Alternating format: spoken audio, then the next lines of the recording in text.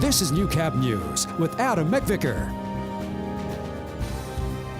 Good evening. We begin tonight with a call for witnesses from Lloydminster RCMP. Police are investigating a report from Tuesday night of a home riddled with bullet holes on the 4500 block of 56th Avenue. Mounties are asking for anyone that may have witnessed anything suspicious in the area between November 27th and the 29th to contact Lloydminster RCMP or Crime Stoppers.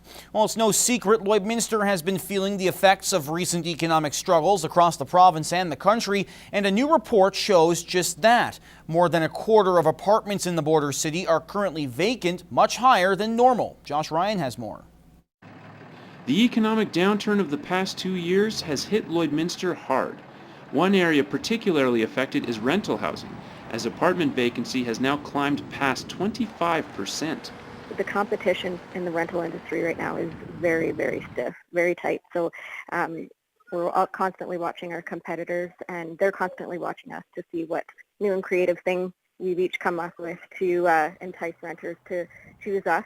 According to the Canada Mortgage and Housing Corporation, this is a growing problem in both Saskatchewan and Alberta, with the vacancy rates in urban centres rising over the past year by nearly 3% in both provinces. We've saw the decreased employment situation, which of course has started to reflect itself in the demand for rental housing. The initial spike for vacancy rates can be traced back to early 2015, when 300 apartment units were introduced across the city while the demand for apartments was softening.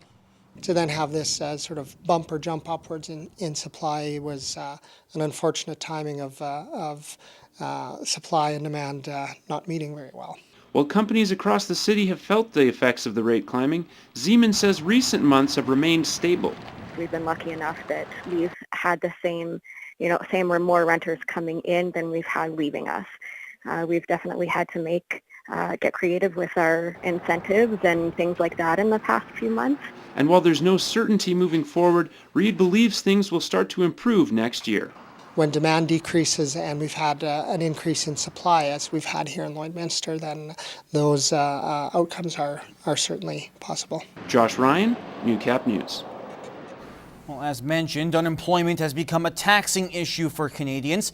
Today, we got a better idea of what those numbers look like after StatsCan released its latest labor survey. Alberta's unemployment rate is 9%, the highest since July 1994. The national rate is 6.8%, down 0.2 from the month before. But most of the job gains Canada-wide were part-time, not full-time positions.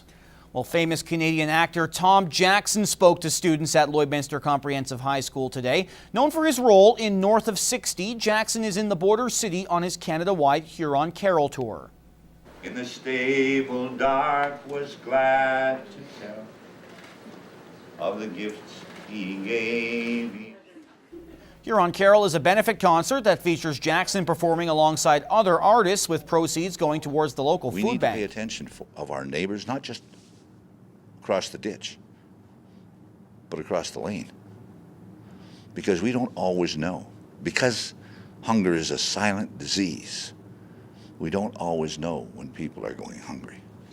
Jackson has been homeless and hungry himself and says that music has changed his life. Music and art are the most influential instruments of change in the history of mankind.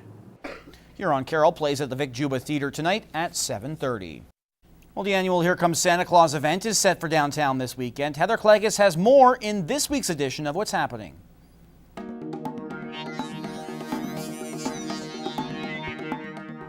Tomorrow will be a busy day in downtown Lloydminster. It's the 9th annual Here Comes Santa Claus, and right here in the Synergy Credit Union parking lot is where you'll be able to get lunch. Thanks to the Lloydminster Fire Department, they're hosting a free wiener roast, which is one of many free events you can do together as a family tomorrow. Start your day with the pancake breakfast at the Lloydminster Legion. Then Santa Claus makes his arrival at 11 a.m. at the Atrium Center. He'll have treat bags, and the Grinch is arriving too, and he will have kids' meals from Dairy Queen for a number of kids who stop by and say hi to him. Then you've got a chance to take a hayride. You can also decorate a Christmas cookie. You can build a gingerbread house together with the family. You can head to St. John's Anglican Church, and thanks to the tent guys, there'll be bouncy houses, there'll be carnival games. You've also got a chance to make a Christmas card over at the Route, and then the day is capped off with fireworks over downtown Lloydminster. That's thanks to Service Credit Union and Sobeys as well. A full list of events, you'll find it in the Lloydminster Source, also on our website, realcountrylloydminster.ca. Santa's a busy man this weekend. On Sunday, he's going to be in Marwayne for Light Up Marwayne, a community event that everybody can head out to. Things get underway at 4 o'clock. You've got the chance to enjoy some hot chocolate, take a sleigh ride. Tim and Sheila Gibbs will be there entertaining you, and Santa Claus will make an appearance as well. Things run from 4 until 7 on Sunday in Marwayne. We've started our gift giving a little bit early this season. This weekend, we want you to win a copy of the 1975. It's their latest album called I Like It When You Sleep, for you are so beautiful yet so unaware of it. If you want to win a copy, it's really easy. All you have to do is email your name and daytime phone number to tvcontests@newcap.ca.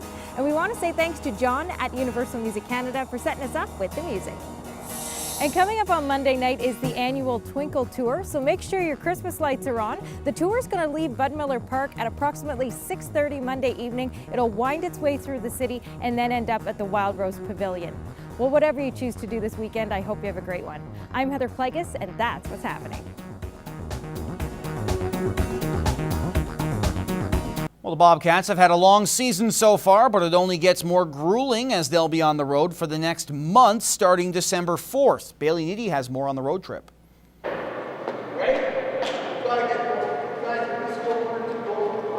The Cats are still in last place in the North Division, sitting at 6-18-2. Tomorrow night they take on the Brooks Bandits, a team that is first in the South standings with 43 points. It's going to take a full 20 guys and a full 60 minutes to beat these guys, but they can be beat.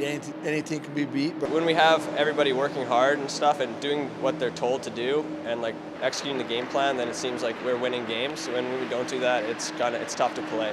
Tomorrow's game will be the last home game of 2016, and from there, the guys will be on the road for 8 straight games. You don't have the home crowd support behind you, which it's huge, obviously, and lots of travel, lots of busing. So the guys just need to be well rested and make sure they take care of themselves. It'll be a challenge, right? But it's also can be a good thing getting away, being hanging out in the hotels with the boys, getting closer together. We got a special group; they all get along, so. It'll be good. It'll be a long month, but it'll be a good test for us. And hopefully when we come back in January, we'll be in a playoff spot. One major downfall for the Bobcats has been their goal production on the power play.